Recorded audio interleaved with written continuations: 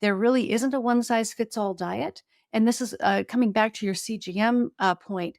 One of the ways that I like to use CGMs is to help again sort of foster curiosity about metabolism. And people love to know, what's going on inside of themselves. It gives you a real window into how your body's working. Oatmeal in particular can have a really profound impact on blood sugar, even if it's steel cut oats, which is supposed to be so good for us. And we are taught but we are here all the time that oatmeal is a brain healthy superfood. This is, have your bowl of oatmeal, your steel cut oats with the blueberries on top, and that's going to be really set you up for good uh, uh, brain health. And of course, nothing could be further from the truth. And I include in the book actually CGM tracing of someone who's kind enough to share their data publicly, what the CGM looks like with different types of oatmeal, and how she actually needed to remove all oatmeal from her diet in order to stabilize her mood. And it's these types of kind of curiosity experiments that I think really empower people to uh, take control over their own brain health instead of thinking, well, I'm having panic attacks or hypoglycemic episodes, or I'm just feeling unstable out of the blue. Rather than thinking that they need medication, they could first, at least, unless they're in a crisis situation, medications can be very useful.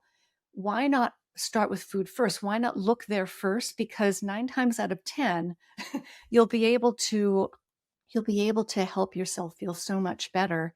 And the CGMs are really game changers when it comes to people really being able to see that connection between what they're eating and how they're feeling. Fasting insulin is one of the most helpful laboratory tests a person can order.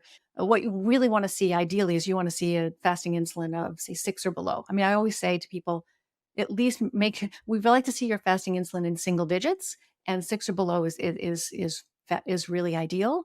But I would routinely see in young women, these are 18, 19, 20-year-old people, insulins in the 20s and 30s, fasting insulin routinely.